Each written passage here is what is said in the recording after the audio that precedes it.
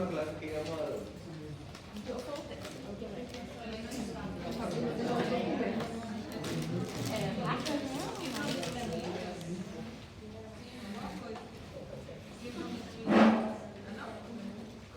Y vamos a dar los síndromes neurológicos, pero ¿por cuál vamos a empezar? ¿Ah? Síndrome piramidal. El síndrome piramidal o piramidalismo es un síndrome en el cual, es un síndrome neurológico en el cual hay un conjunto de signos y síntomas. ¿De qué tipo?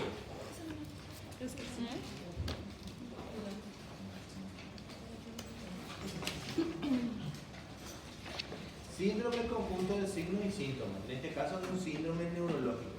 Conjunto de signos y síntomas neurológicos que se llama síndrome piramidal, y van a haber signos y síntomas de qué tipo.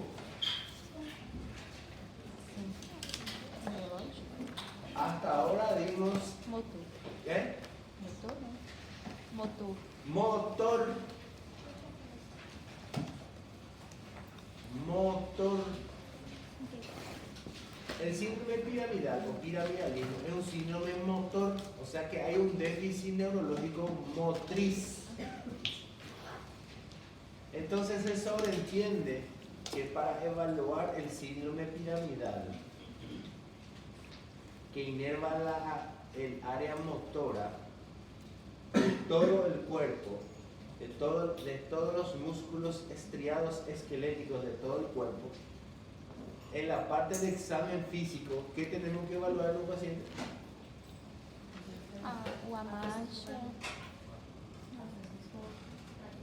Eso es uno, pero en general, ¿cómo se llama eso? Hay una clase, la segunda, dos clases atrás, digo, tal.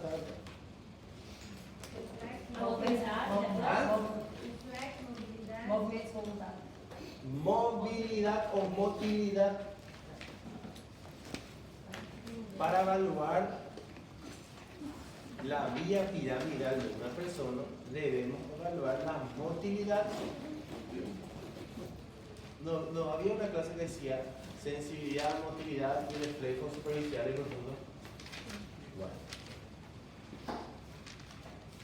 Pero también se evalúan los reflejos superficiales y profundos. ¿Por qué? Porque también en esa clase vimos que cuando hay una lesión de la vía piramidal, ¿qué le pasa a los reflejos?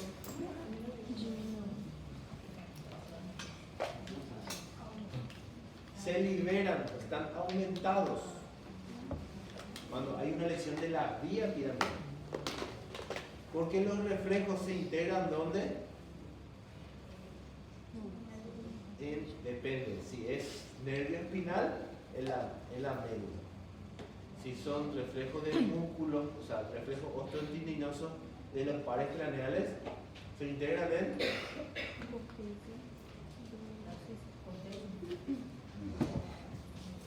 en los núcleos que se encuentran en...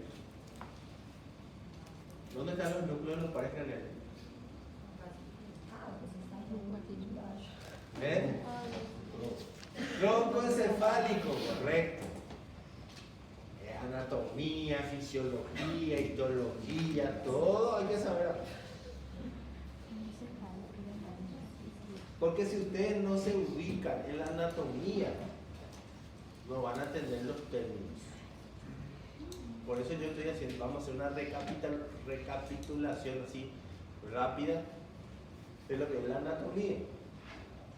O si no, imposible. Bien. Entonces, síndrome piramidal o piramidalismo es un síndrome, un conjunto de signos y síntomas de déficit neurológico motor, y se explora en semiología mediante el examen físico de la motilidad y de los reflejos. Ahora, el aspiramidal, ¿dónde empieza?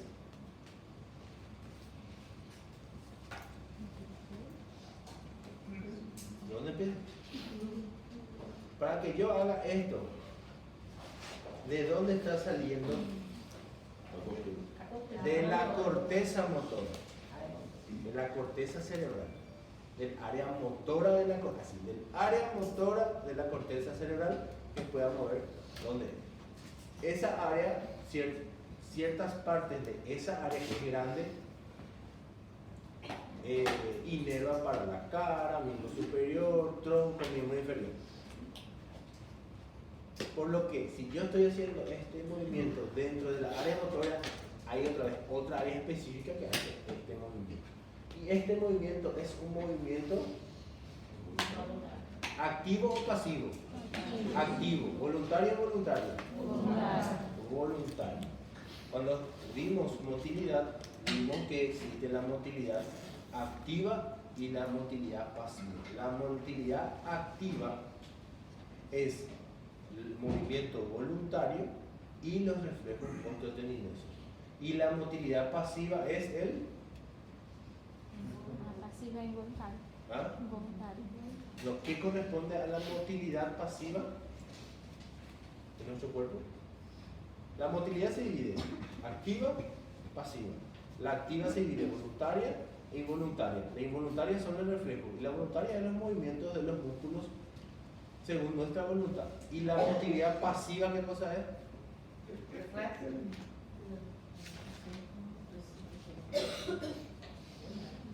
El tono muscular. Entonces, si nosotros exploramos reflejos superficiales y profundos, si exploramos movimientos voluntarios y si exploramos el tono muscular, estamos explorando ¿qué cosa?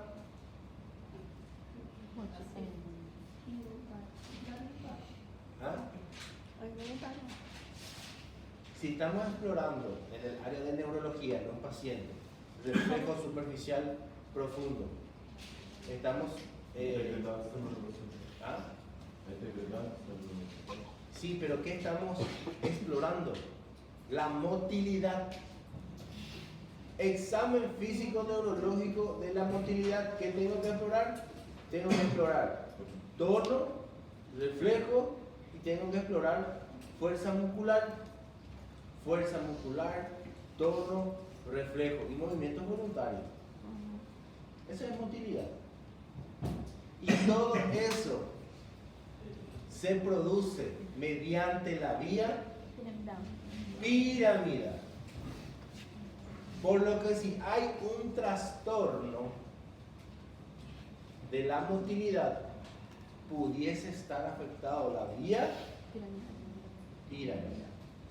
Acuérdense que la vía piramidal es una vía motora, no tiene nada que ver con la sensibilidad. Es una vía motora, efectora o eferente. Bueno, que nace en la corteza motora para la inervación de los músculos voluntarios de la cara, donde esa célula, ¿cómo se llaman las células de la corteza motora?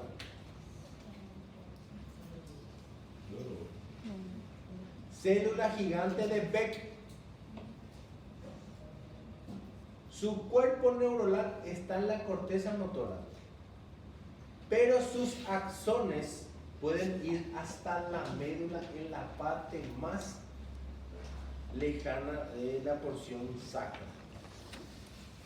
Uno a ceros. Y sus axones más cortos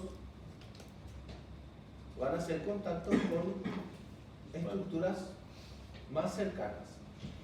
O sea que la célula gigante de la corteza motora tiene axones largos que van a hacer sinapsis con una estructura muy lejana de la médula. Van a tener axones cortos que van a hacer sinapsis con estructuras más cercanas. Ahora,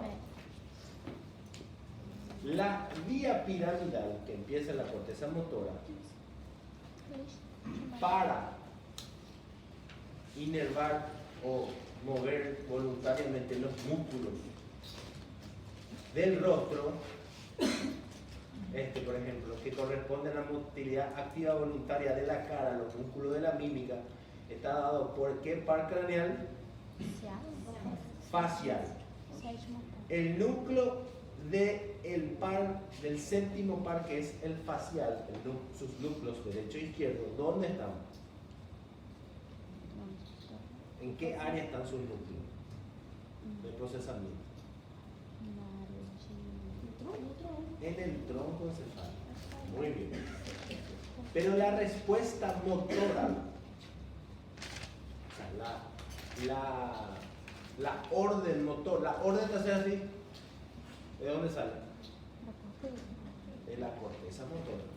De la corteza motora, mediante el haz piramidal, nace voluntariamente el reírme. Eso hace conexión con la segunda neurona motora, que para hacer esta risa, el núcleo efector está en tronco encefálico y corresponde al núcleo del séptimo par, que es facial. Ahí está el cuerpo de la segunda neurona, y de ahí sale el axón de la segunda neurona, que va a formar parte del nervio facial, que va a inervar el músculo facial y hace que yo me ría. Entonces, el haz piramidal, ¿cuántas neuronas tiene? 2. Ahora, si yo quiero reírme, si yo quiero hacer esto, de la corteza motora, en el área que está creada para estimular el núcleo facial, que es un área determinada, núcleo facial, segunda neurona motora, nervio facial, músculo facial de la mímica, sonrisa. 2 neuronas. Motor eferente. ¿Qué es lo que hace? Contraer el músculo o los músculos. Ahora, ¿qué pasa con este movimiento? Yo estoy flexionando los músculos del dorso y estoy extendiendo los músculos de la parte posterior. Es un movimiento activo voluntario. ¿Dónde nace la información para que se haga eso? En la corteza motora. Pero ¿qué pasa? Hace sinapsis con núcleos del tronco encefálico de los pares craneales.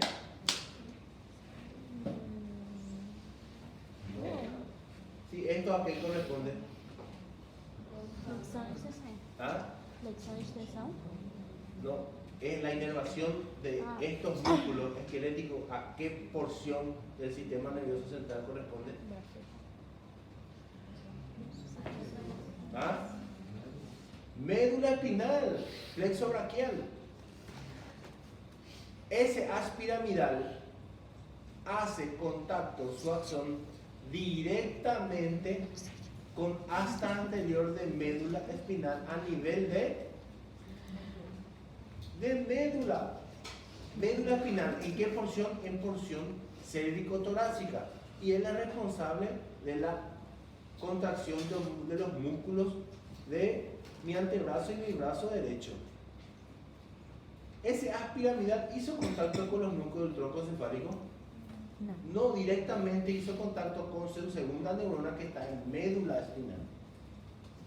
Y esa segunda neurona motora de la asta anterior de médula es la que produce la contracción y el movimiento voluntario de mi brazo derecho. Y si yo quiero mover mi miembro inferior izquierdo, ¿dónde hace contacto esa vía piramidal con su segunda neurona? En la médula espinal. ¿En qué porción? Lumbar. ¿Entienden? La vía piramidal tiene solamente 2 neuronas. La primera neurona está en la corteza motora y la segunda neurona está con el tronco encefálico, en los núcleos efectores de todos los pares craneales que son motores, y en el caso de de que no sea un par craneal está en médula espinal, la segunda neurona está en la asta anterior de la médula espinal.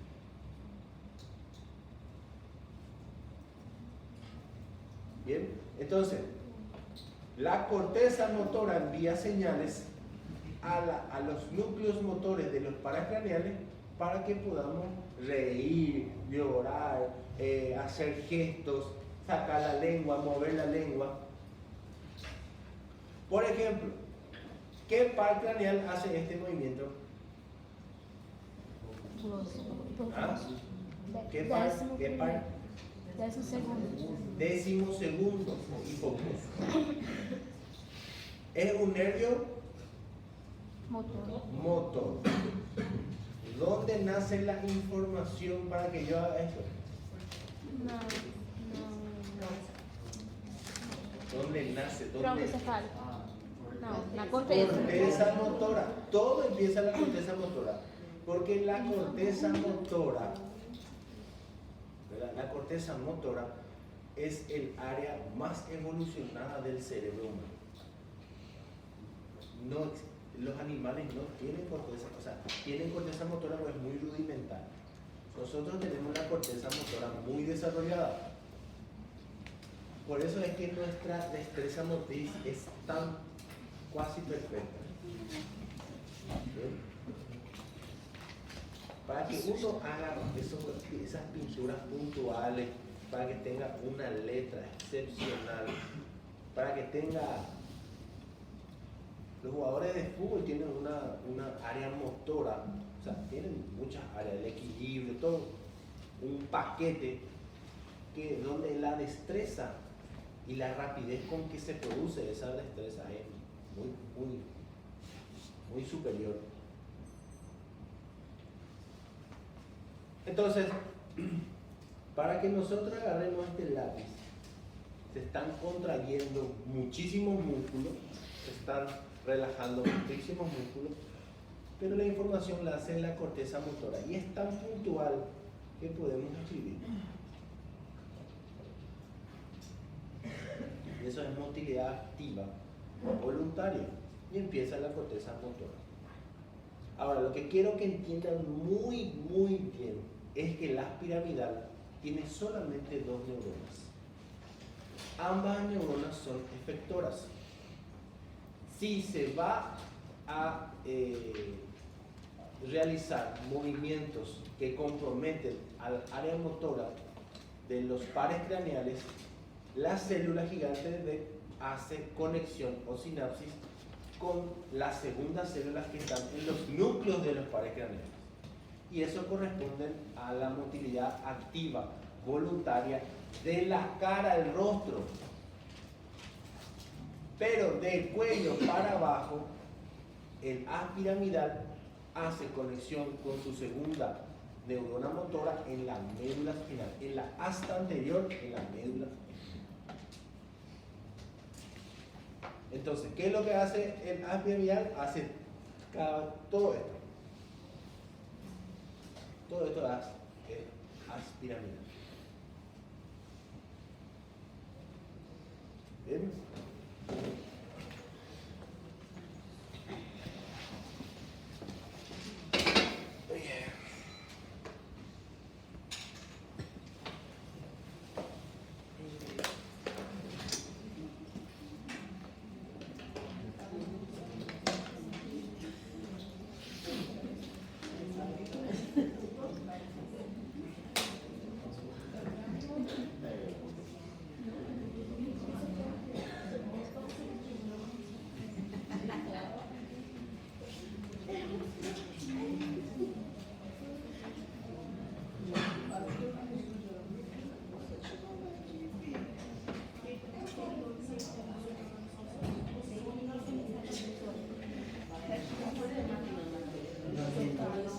Miren, eso que está rojo es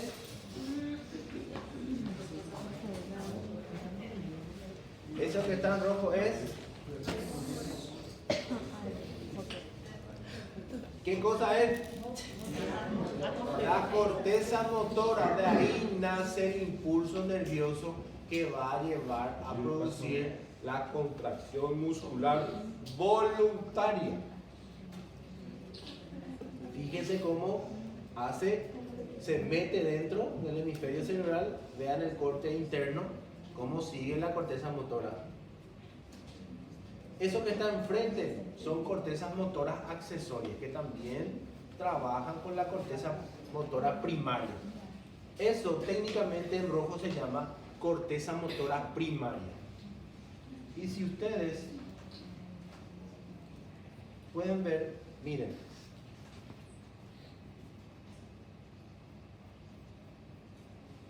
cara, mano, brazo, tronco, cadera. Dentro de toda esa corteza motora existen puntualmente áreas que va a estar específicamente relacionada a la motilidad de ciertas partes del cuerpo. Miren, cara, mano, brazo, tronco, cadera. Y miren acá, ese es un corte. ¿Qué tipo de corte es ese? Coronal. Es un corte coronal. Miren, laringe, lengua, labios. Fíjense, esta es la corteza motora, el corte coronal. Si aquí están las células gigantes de B, todos estos son células gigantes de B, pero si aquí están las células gigantes de B, acá están los cuerpos, estos son sus axones. Si dice lengua, y estamos hablando de haz piramidal, que es motor, y dice lengua, va a hacer contacto con núcleos de qué parte.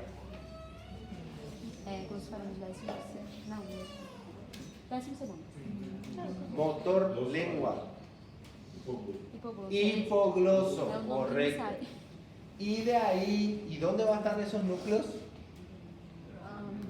Tronco encefálico. ¿Cuáles son las porciones del tronco encefálico?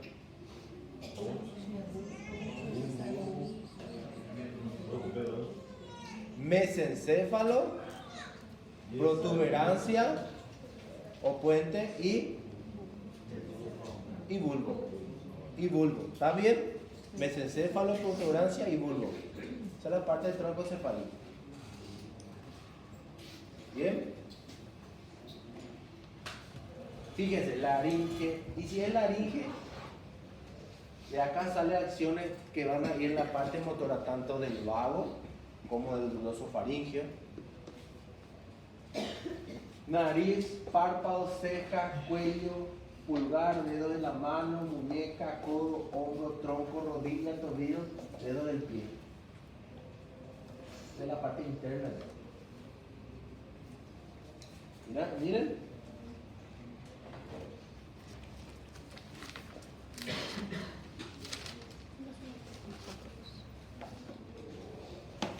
De esto no se tienen que olvidar.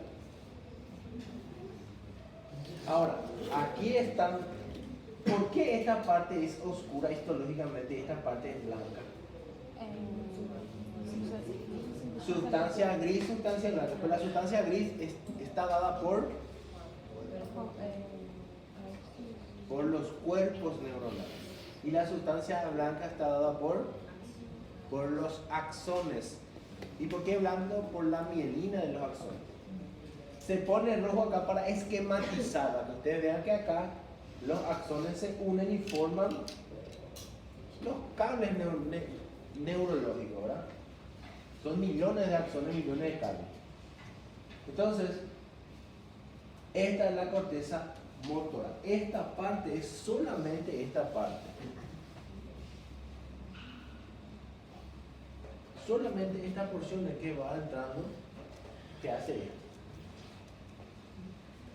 De ahí salen las células motoras de los dedos del pie, del tobillo, de la rodilla, de la cadera, del tronco, del codo, de la muñeca, de la mano, del pulgar, del cuello, de la ceja, párpado, nariz, labio, lengua, nariz.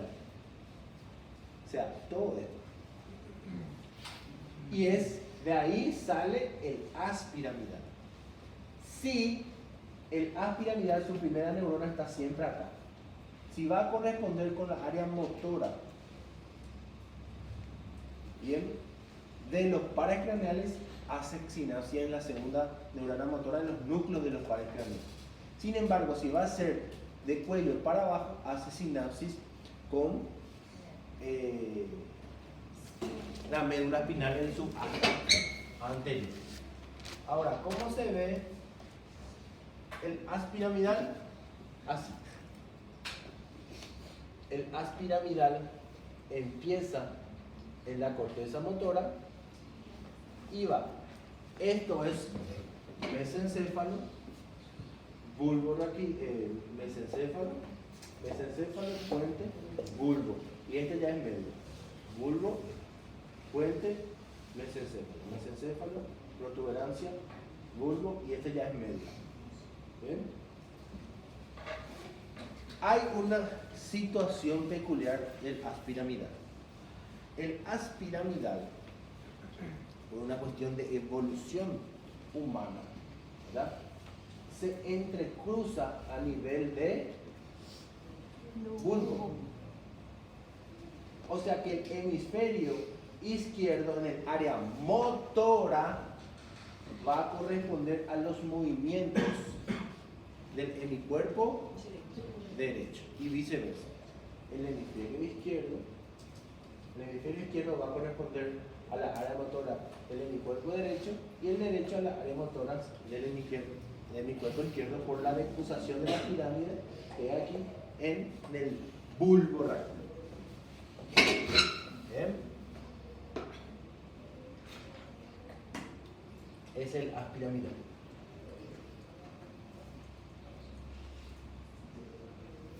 Ahora, la segunda neurona motora forma parte a nivel de eso ¿de qué nervios?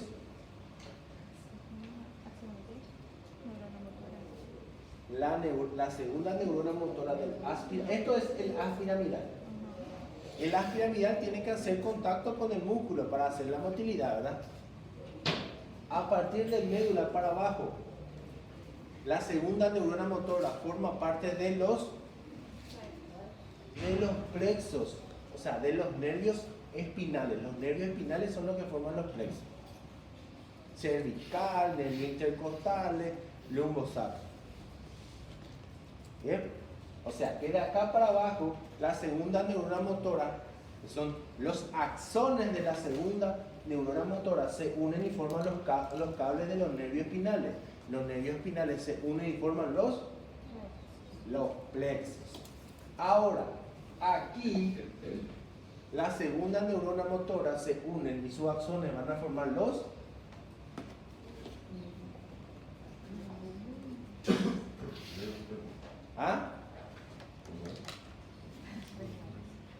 Aquí, la segunda neurona motora del par craneal forman los nervios espinales. Y aquí, la segunda neurona motora van a formar los nervios, los pares craneales. Si eso entienden, van a entender todo. Si eso no entienden, no van a entender nada. Así de fácil. Vuelvo a repetir. Esto es la vía piramidal. La vía piramidal es motora, hace motilidad, interviene en la motilidad activa, pasiva. La motilidad activa son los reflejos y la motilidad voluntaria. Y la pasiva es el tono muscular. Por lo que si exploramos estos elementos, estamos hablando de la integridad de la vía piramidal.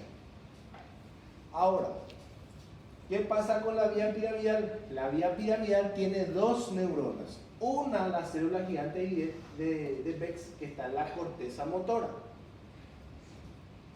Y la segunda neurona, dependiendo si es de aquí para abajo, está en el asta anterior y sus axones forman los nervios espinales que posteriormente forman los plexos y van a inervar los músculos de acá para abajo. Pero si es de acá para arriba, la segunda neurona motora está en tronco encefálico, en los núcleos de los pares craneales, cuyos axones van a formar los nervios los pares craneales y van a inervar los diferentes tipos de músculos de la cara. Esa es la vía piramidal y ese es su fundamentación. Se sobreentiende que esto, ustedes tienen que haberlo leído antes y tienen que saber de todo lo que vieron hasta acá. No obstante a eso es casi imposible porque eso se va perdiendo también con las múltiples asignaturas que ustedes tienen. Por lo que yo vuelvo a hacer una especie de repaso. Pero hasta ahí lo que yo puedo decirle. Después usted tiene que perfeccionar ese conocimiento. Hasta ahí estamos bien. ¿Sí? Bueno.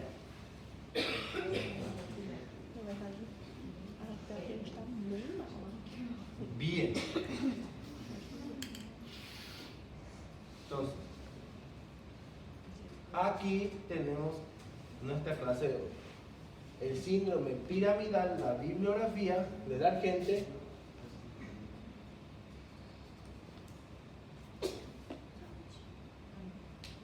Pues tiene que leerlo, obviamente. Definición, manifestaciones clínicas, etiología. Ahí habla un poco de la anatomía, las causas que pueden comprometer de la vía piramidal. Bien.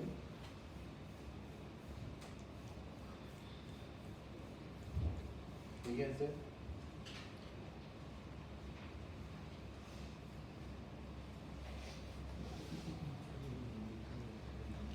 Exámenes complementarios. Y hay un caso clínico. Y termino. Ni siquiera es muy extenso. La próxima clase es síndrome de la segunda neurona motora. ¿Bien? Y síndrome sensitivo, que ya le voy a poner hoy, ya está luego, pero le voy a poner hoy las clases mismas para que puedan leer, así no tenemos tanto inconveniente. ¿Sí? Esa es la bibliografía del síndrome piramidal, que tampoco es muy complejo cuando se sabe la anatomía y cómo funciona. Pero hasta ahora no estamos mal, hasta ahora están ubicados la mayoría, ¿verdad?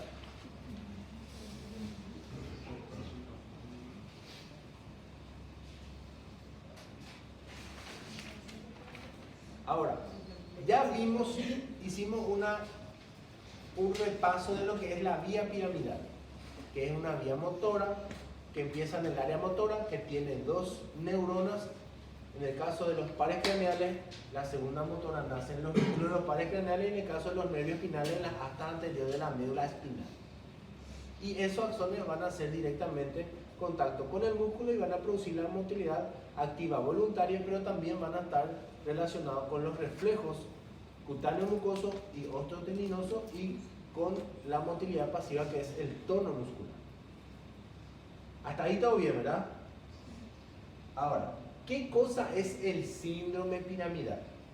El síndrome piramidal es el conjunto de signos y síntomas de una afectación de ese as, que puede estar en su primera neurona o puede estar en su segunda neurona, y que puede estar en cualquier trayecto del as.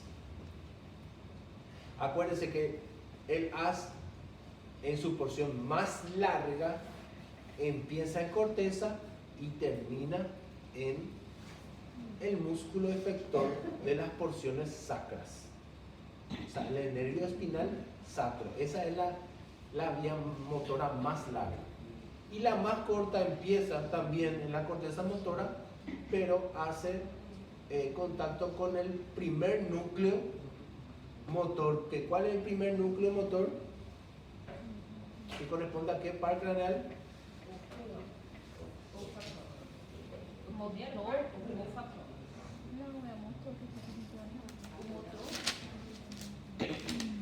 ¿Cuál es el primer?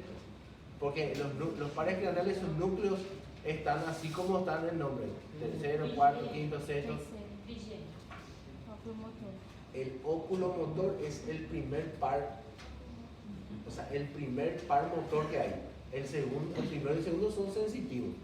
O sea, el primer par craneal motor, o sea, los primeros dos núcleos motores de tronco encefálico corresponde a el tercer par o óculo motor. O sea, la vía piramidal más corta empieza en corteza motora y hace sinapsis con su segunda neurona motora en el núcleo del tercer par o nervio óculo-motor.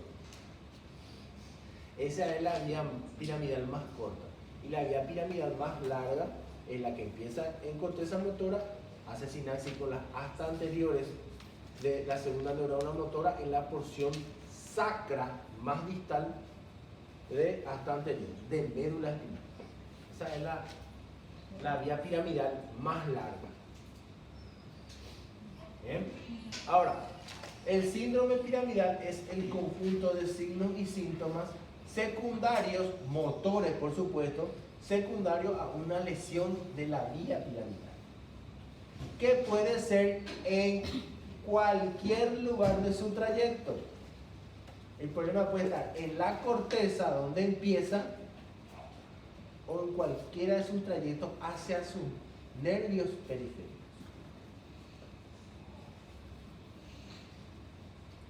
Porque acuerdan que la vía piramidal termina ¿dónde? ¿Dónde termina la vía piramidal? Y dijimos que empieza en corteza, pero ¿dónde termina? Termina en la sinapsis con el músculo, y eso ya es sistema nervioso periférico. Muy bien, ¿tu nombre? Lucio. Lucio, estás muy atento, estás teniendo un tino de casi 95% de todo lo que digo. Felicidades. O sea, se nota que él está lúcido, que entiende lo que estamos hablando. Que si una persona en un examen hace 100 puntos, o una persona como Lucio responde casi el 95% de todo lo que el profesor pregunta, quiere decir que no es un problema del profesor. Ahora,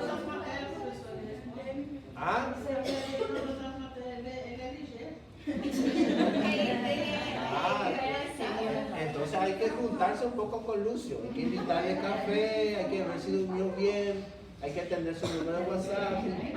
Su número de WhatsApp. Yo tengo un número de WhatsApp. Bien. Entonces, síndrome piramidal, conjunto de signos y síntomas motores, neurológicos motores, que se producen por una afectación en la primera o la segunda neurona. La primera empieza en la corteza y se extiende en la segunda, en los núcleos de los pares craneales y las astas anteriores de la médula espinal. Y sus axones salen del sistema nervioso central y van a hacer contacto con los músculos efectores, en este caso del movimiento voluntario. Entonces, síndrome piramidal se denomina al síndrome de la primera neurona motora o síndrome piramidal o piramidalismo, al ocasionarse una lesión de la neurona motora superior en cualquier parte de su recorrido. El aspiramidal se extiende, forma parte de primera y segunda neurona motora, pero al síndrome piramidal se le sobreentiende que es una lesión de la primera neurona motora. Eso es para tener en cuenta también, porque en la segunda clase vamos a dar el síndrome de la segunda neurona motora. ¿Bien? Ambas corresponden al aspiramidal, pero cuando se habla de síndrome piramidal, el problema está en la primera neurona motora, en cualquier parte de su recorrido.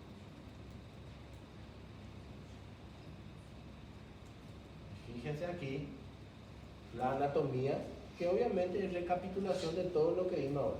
Recordar que la vía piramidal hace una decusación a nivel de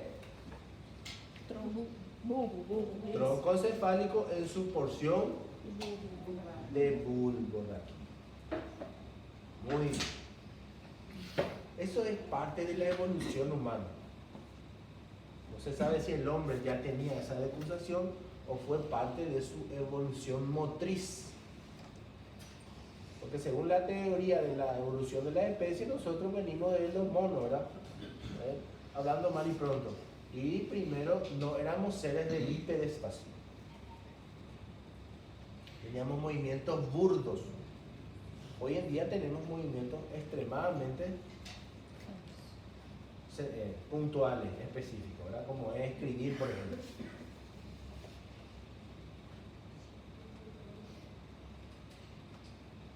A la vía piramidal se lo llama también vía corticoespinal. Es un conjunto de acciones o fibras que viajan transmitiendo señales motoras desde la corteza cerebral hasta médula espinal y los músculos. Las características: médula espinal y también núcleos de los pares craneales. Sus características: las señales motoras, cuando hablan de haz piramidal, ¿de qué cosa van a hablar? Del nervio motor. Y cuando hablan de síndrome piramidal, ¿de qué cosa van a hablar? De afecciones neurológicas motrices, por lo que la exploración física que se debe hacer en un paciente que se sospeche de síndrome piramidal debe ser la exploración de la motilidad. La motilidad, recuérdense, es activa y pasiva. La activa voluntaria son los movimientos voluntarios, contracción y relajación de los músculos estriados esqueléticos. Y la involuntaria son los reflejos. Y la pasiva es el tono muscular. Muy bien. Cuando es así yo me siento muy feliz. Las señales motoras se transmiten directamente desde la corteza hasta la médula a través de fascículos corticoespinal e indirectamente por múltiples vías accesorias de los ganglios basales, cerebelo, diversos núcleos del tronco del encéfalo. O sea, también hay una vía motora extrapiramidal. La vía motora principal de los movimientos musculares está dado por la vía piramidal, pero es para que ese movimiento sea coordinado, para que ese movimiento tenga todos los elementos de una destreza motora, intervienen elementos extrapiramidales. Por lo que cuando vamos a ver síndrome extrapiramidal, vamos a ver que el haz piramidal puede estar íntegro, pero sus vías accesorias, sus conexiones, por ejemplo, con el cerebelo, que son conexiones extrapiramidales, fallan y el paciente no puede hacer los movimientos de manera coordinada. Por ejemplo, cuando hicimos el dedo índice, bien, índice nariz, ¿qué estaba explorando ahí yo?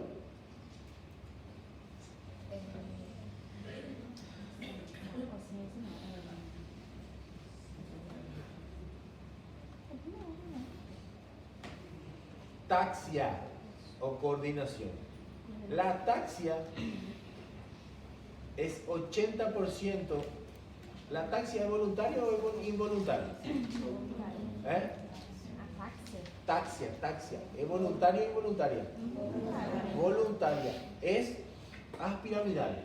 Pero yo puedo estar atáxico. Ahí la vía piramidal está bien, sí, porque yo puedo hacer el movimiento.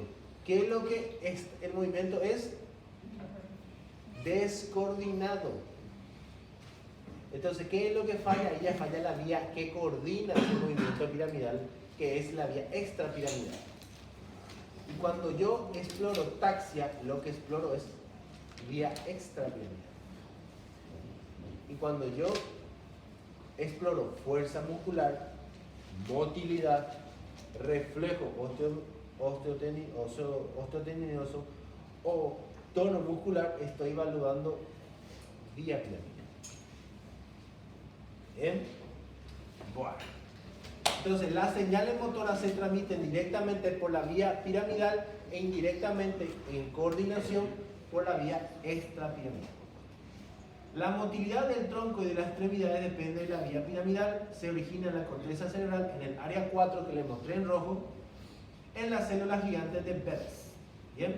Y es contralateral, o sea que el hemisferio izquierdo produce movimiento voluntario del hemicuerpo derecho y el hemisferio derecho produce la motilidad activa voluntaria del hemicuerpo izquierdo mediante la defusación de las pirámides que se encuentran en el tronco cefálico en la función del bulbo.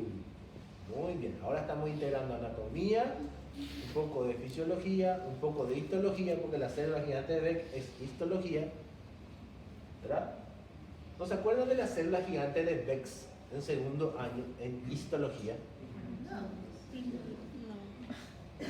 5 anos. Já tem muitos anos.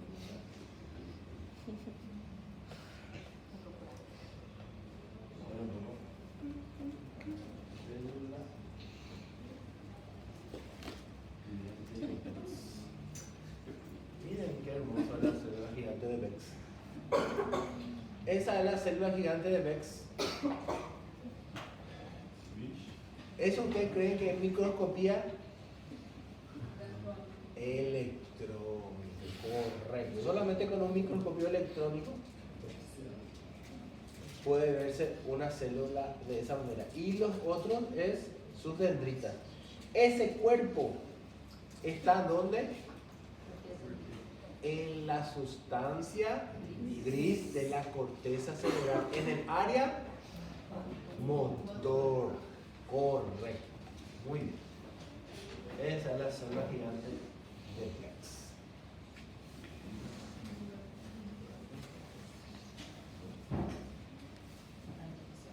Miren dónde está la célula gigante de Beck. Ahí la corteza motora.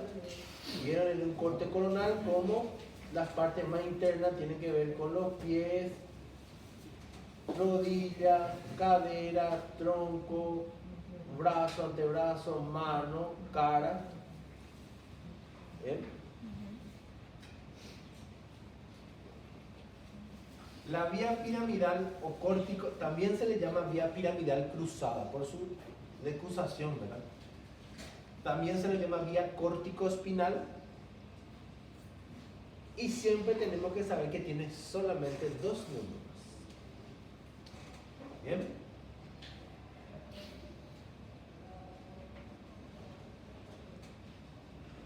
Intervienen en la contracción de los músculos estriados esqueléticos inervados por los pares craneales en su porción motora y por los nervios espinales o los plexos que se forman a través de ello de todo el cuerpo.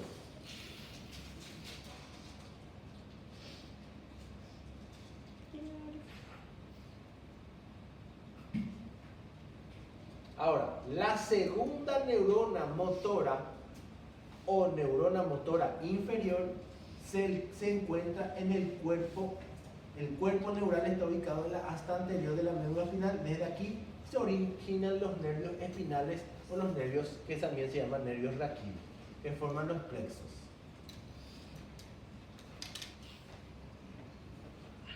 El haz córtico espinal nace en la corteza y termina en la asta anterior de cada segmento medular para dar estimulación motora a los grupos musculares del hemicuerpo contralateral.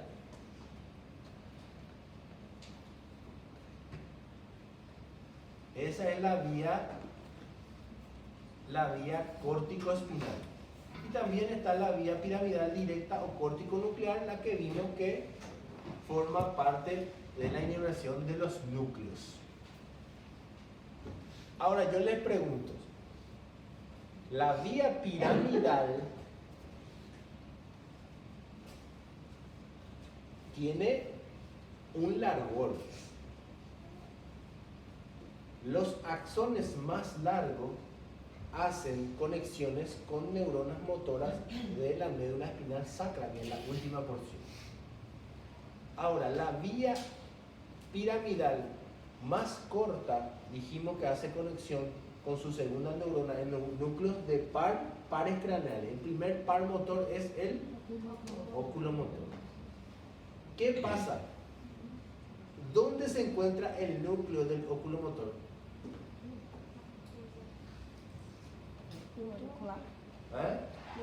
¿En qué parte del tronco?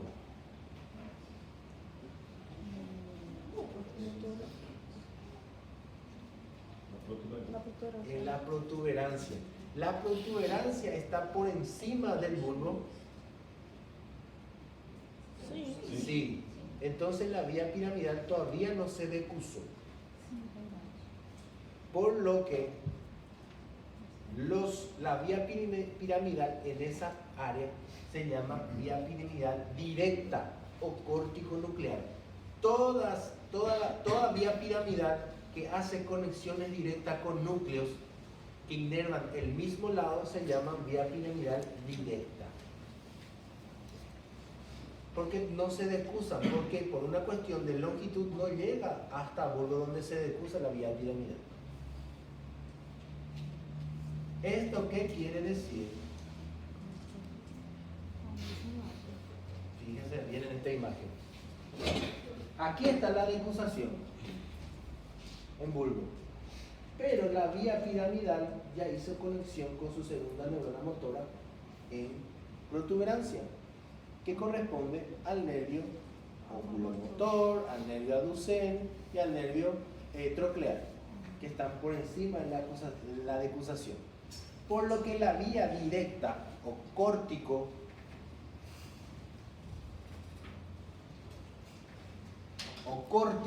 nuclear, si tiene una lesión, la lesión se va a reflejar clínicamente en el mismo lado.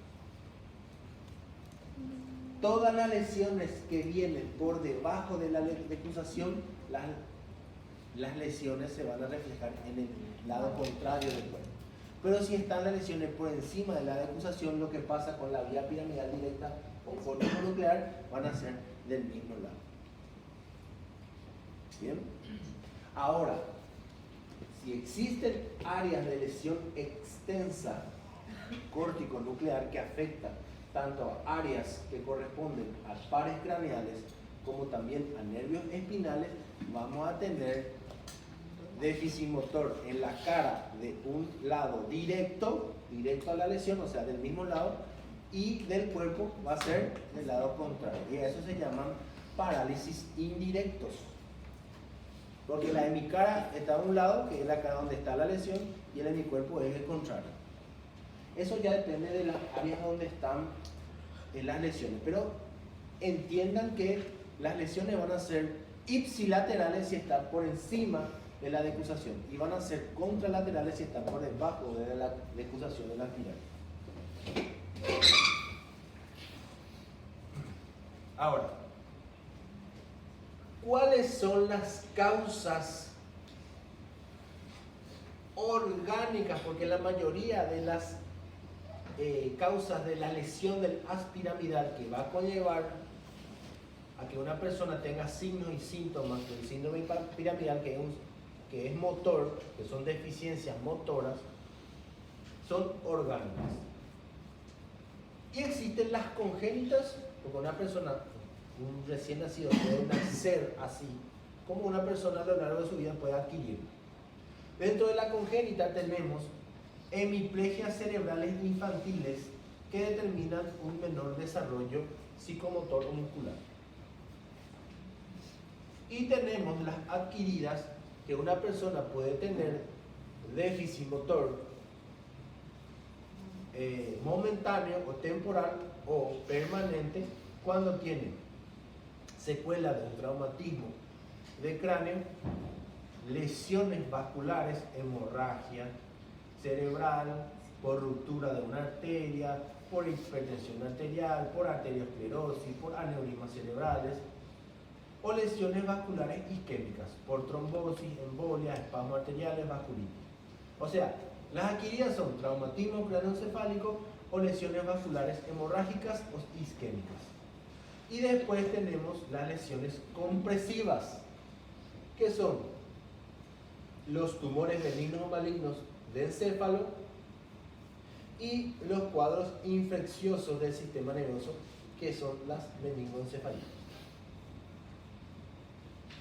O sea, existen muchas causas, pero las principales están dentro de las adquiridas que nos competen a nosotros, están 3. traumatismo craneoencefálico, lesiones vasculares isquémicas hemorrágicas y lesiones compresivas que pueden ser por tumores o por cuadros infecciosos. O sea, una persona va a tener trastornos de la motilidad si tiene esto. Ahora va a tener un síndrome piramidal si llega a tener esto. Ahora, va a tener un síndrome piramidal de ciertas áreas del cuerpo si tiene lesiones en ciertas partes del haz piramidal.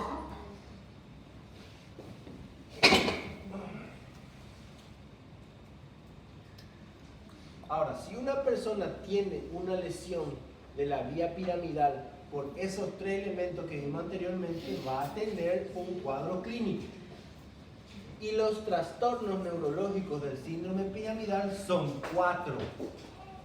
1, déficit de la motilidad voluntaria. 2, déficit del tono muscular. 3, déficit de la motilidad refleja superficial y profunda. Y 4, de la motilidad involuntaria. O sea, una persona que tenga síndrome piramidal va a tener trastornos de esas 4 esferas. Ahora, de la primera esfera, trastorno de la motilidad voluntaria, va a tener parálisis o paresias. Parálisis es cuando hay ausencia de fuerza muscular y paresia es cuando la fuerza muscular está disminuida. Del tono muscular, hipotonía, hipertonía o atonía. De la motilidad refleja va a haber hiperreflexia, hiporreflexia o reflejo abolidos. Y en algunas circunstancias los reflejos pueden inclusive estar normales. Y de la motilidad involuntaria podemos tener los clonos.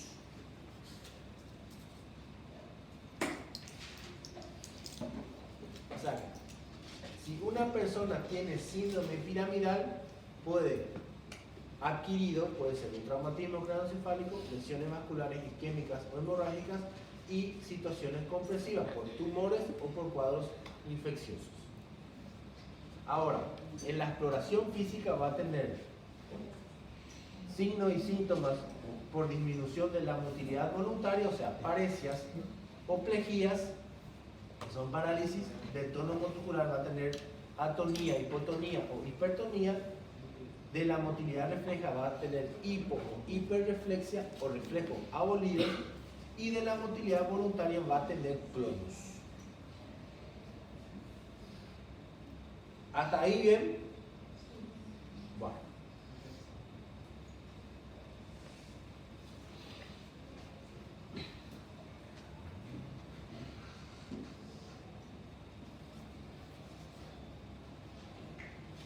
Ahora, dentro de la primera, que está la parálisis, que es la plejía o la paresia, están las hemiparesias o hemiplegias. ¿Por qué se habla mucho de hemi? ¿Qué quiere decir hemi? Mitad del cuerpo. Es extremadamente excepcional que se produzca un síndrome piramidal bilateral, a menos que haya una sección del medio.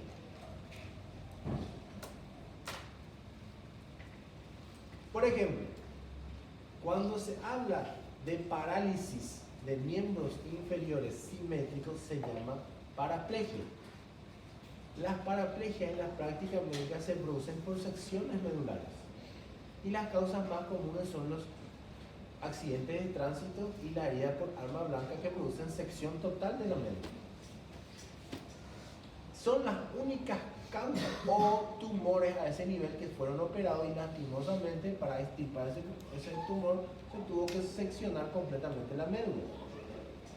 El paciente sigue vivo pero está en una silla de ruedas con paraplegia permanente.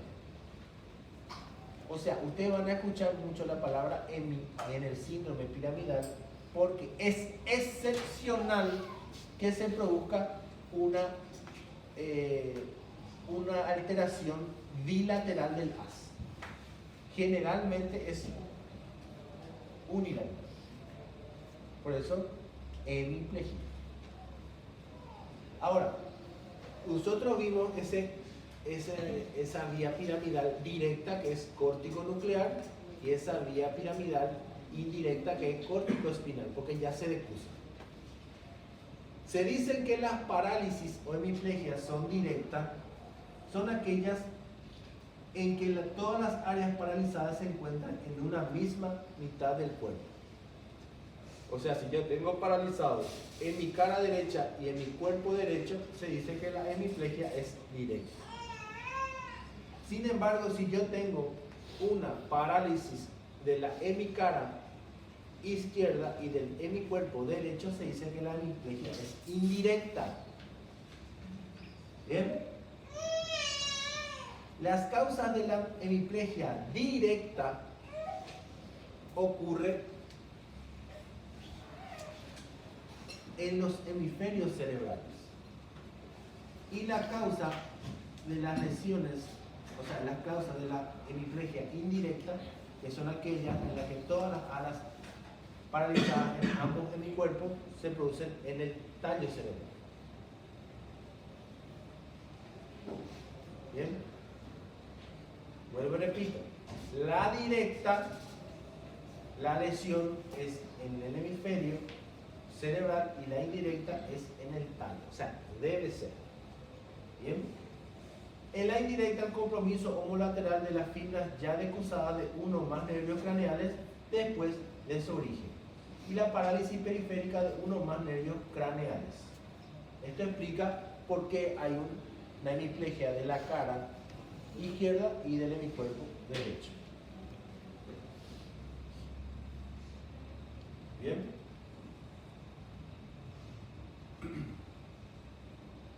Ahora, el haz piramidal, miren, el haz piramidal forma una cintilla donde está reunida todo. Es como si fuera que ustedes agarran cables detrás del televisor, agarran los cables y le ponen una cintilla para que sea organizado, ¿verdad?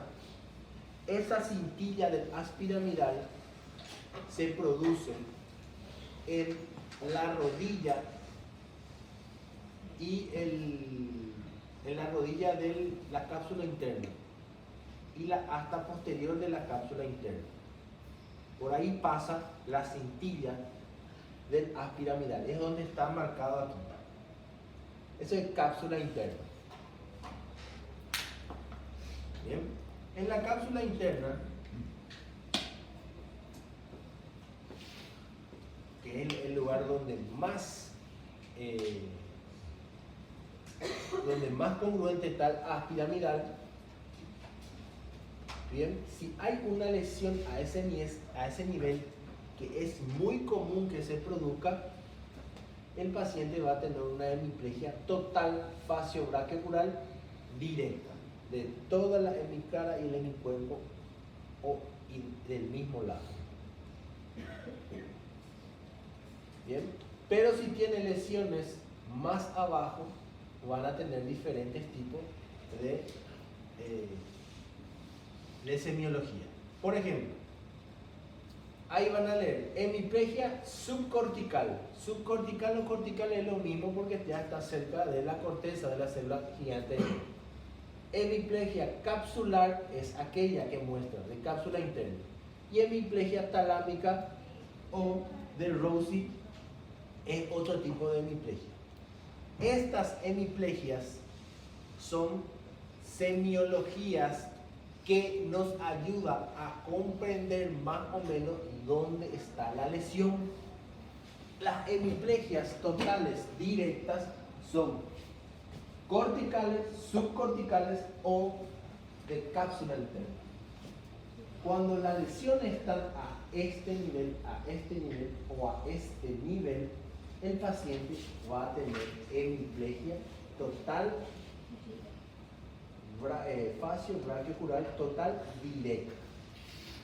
Pero después vamos a ver que si las lesiones son más abajo, ya el paciente va a empezar a tener otra semiología neurológica. En la práctica médica, esto hoy sirve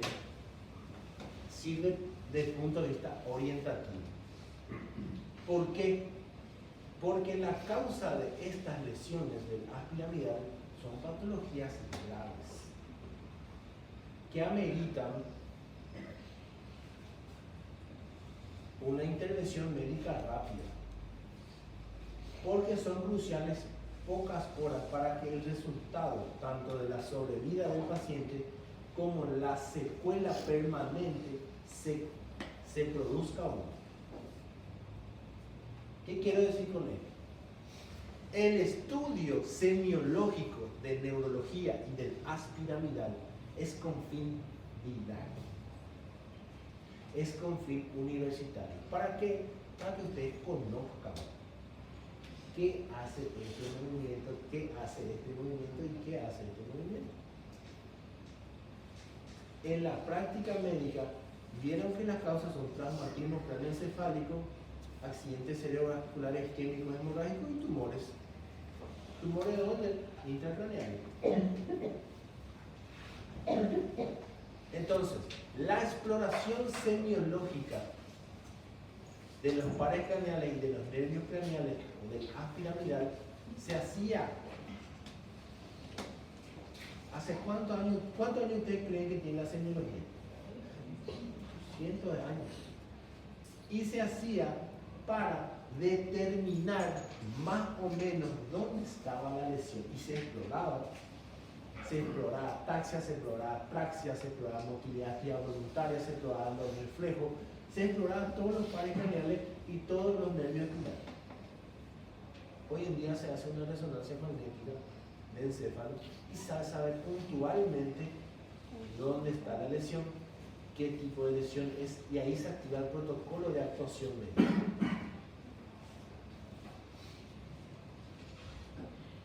Por lo que van a ver poco que un neurólogo examine correctamente el haz piramidal, por ejemplo, en todo el cuerpo. Se hace una resonancia magnética, se ve si tiene una patología tumoral, infecciosa o vascular, y si es un accidente vascular hemorrágico tiene un protocolo, si es un accidente vascular isquémico tiene otro protocolo, si es un tumor de mesencéfalo, si es un tumor de tronco, si es un tumor de corteza, si es tienen otro protocolo. Y así. Ahora, el doctor de práctica es el doctor David, ¿verdad? Sí. El doctor David es uno de los mejores médicos, instructores que hay en esta facultad. Traten de quitarle todo el ruido y traten de que les explique los síndromes, los diferentes cuadros clínicos del síndrome piramidal. Porque, por ejemplo, si la lesión es cortical, subcortical, capsular o talámica, producen la hemiplegia, por ejemplo, de Dejerin-Roussy, que es una hemiplegia talámica. ¿Qué quiere decir? Que es una lesión que probablemente está en tálamo. Lo que sí yo le voy a decir que la hemiplegia total, directa, facio, brachio, crural es cortical, subcortical o de cápsula interna. Si yo tengo un paciente que tiene paralizado en mi cara izquierda y en mi cuerpo izquierdo totalmente facio, brachio, crural, directa y proporcional, o sea que está paralizado completamente, no puede mover nada, ¿sí? Probablemente la lesión esté en área cortical, subcortical o en cápsula interna. Pero si yo tengo una hemiplegia de Dejerin-Roussy, probablemente el haz piramidal esté lesionado en tálamo. Y si yo tengo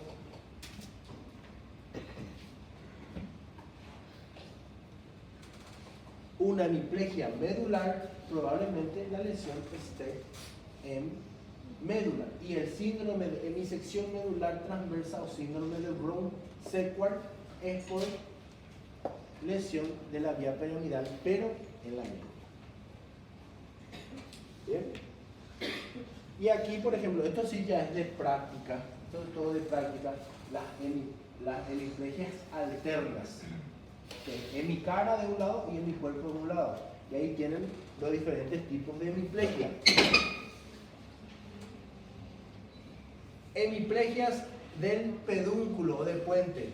Produce la de Weber, produce la de Flenedick, la de Fauvaire. Todas esas hemiplegias, las lesiones probablemente estén en puente.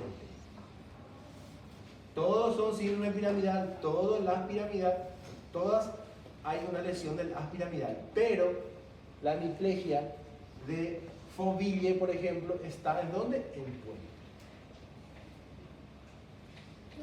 Las de la protuberancia tenemos la hemiplegia de Miller, de Wolver y de la protuberancia inferior, por ejemplo. Esos son los tipos de hemiplegia. Si yo le evalúo a un paciente y tiene hemiplegia de Miller, probablemente tenga lesión en la protuberancia. Es así como se manejaban los médicos en aquel entonces. Si yo tengo una hemiplegia total, directa, proporcional, izquierda, probablemente tenga una lesión de cápsula interna izquierda. Y así. Esto obviamente, miren, si tengo una lesión del haz piramidal en bulbo, en donde se entrecruza, están el síndrome o la hemiplegia de Babinski-Nakote, está la hemiplegia de Abelis, de Smith, de Jackson. Esas son todas hemiplegias. Y todas esas hemiplegias, la lesión está en bulbo raquídeo. Acuérdense de esto, miren. Esto es de la práctica. ¿Esto qué es? Cápsula interna. Entonces yo voy a tener una hemiplegia total, directa, proporcional, facio, brachioculular. Pero ¿y esto?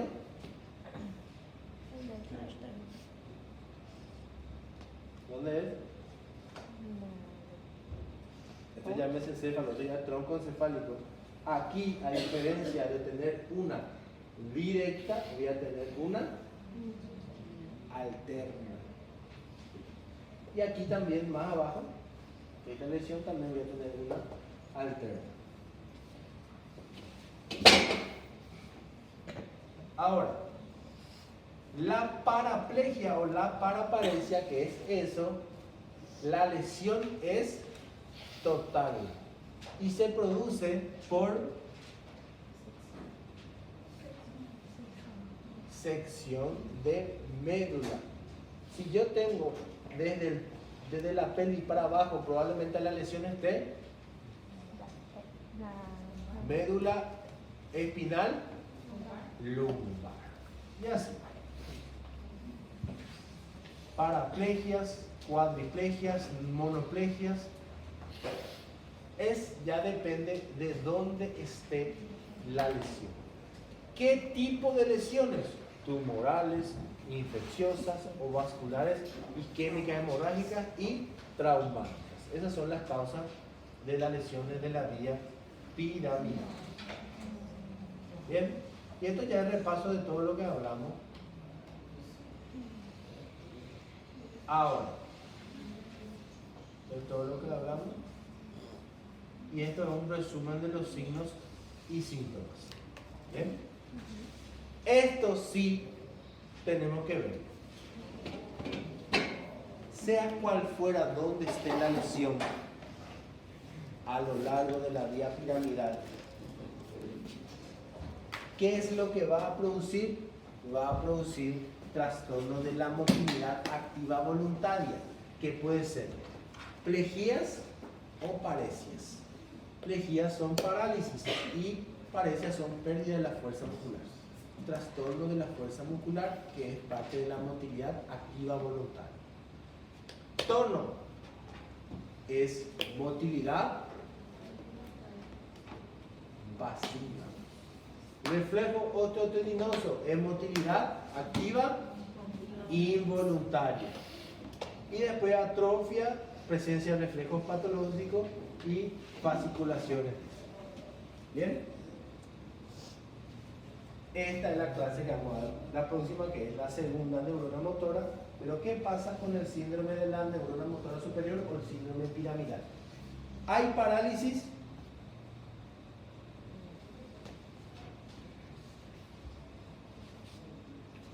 ¿Hay parálisis en el síndrome piramidal?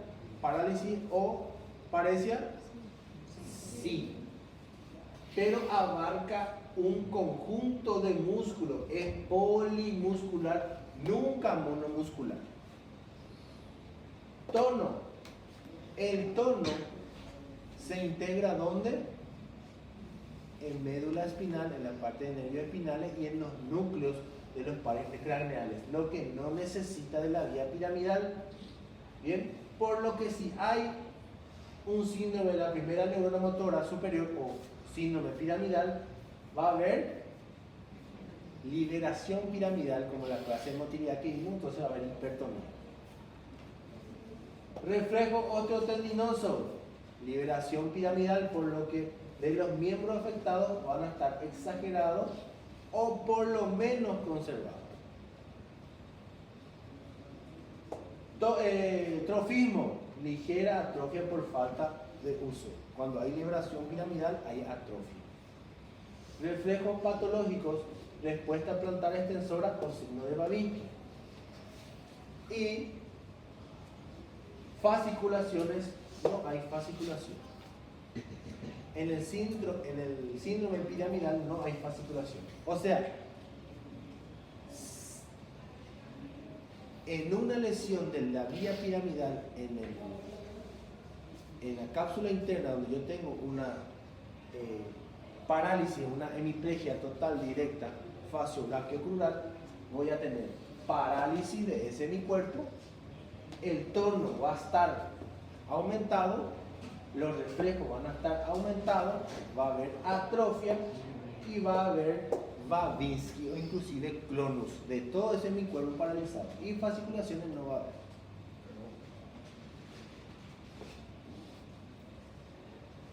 Eso es lo que en la práctica nosotros buscamos. Ahora, en la práctica, hablando así rápidamente, ¿cuál va a ser el motivo de consulta de un paciente que tenga un síndrome piramidal? Parálisis. Pero eso, el familiar o el mismo paciente, ¿cómo lo expresa? Pérdida de la fuerza muscular. No tengo fuerza, doctor, no tengo fuerza para alzar este brazo. Y mira mi cara cómo está. Pérdida de fuerza muscular es el motivo de consulta de los pacientes con síndrome piramidal. Y ahí se explora. Si tiene fascio crural, se va a explorar todos los nervios craneales motores que pueden producir trastornos, parálisis de los músculos de la cara, y por supuesto los nervios espinales del área donde está afectado. Si no está afectado de tronco para abajo, no se explora lo de ahí, pero si está afectado de tronco para arriba, se explora el plexo braquial y los pares craneales de la cara. ¿Y qué es lo que vamos a buscar? En el síndrome piramidal vamos a buscar esto. Si yo tengo motivo de consulta, déficit de la fuerza muscular, y en el examen físico de la motilidad tengo estos elementos, ¿qué planteo? Síndrome piramidal. Y si yo tengo una hemiplegia total derecha, facio, braquio, crural, proporcional, o sea, en todo hay parálisis, el paciente probablemente tenga una lesión. ¿A qué nivel? Cortical, subcortical o de cápsula. Y la causa de la lesión más comúnmente en un paciente añoso, hipertenso, diabético, ¿qué cosa sería? Vascular. Y ese es el arte de la medicina.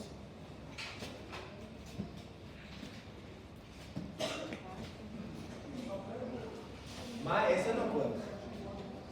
Y sé que es complejo, sé que es difícil, sé que es todo, pero trato de hacerlo lo más sencillo posible. ¿Está bien? Bueno, próxima clase, lean de nuevo.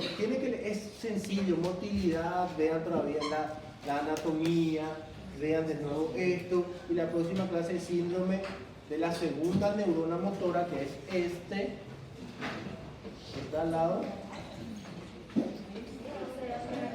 Y síndrome sensitivo, que es relativamente corto y ya está también en la plataforma. ¿Está bien? Aline.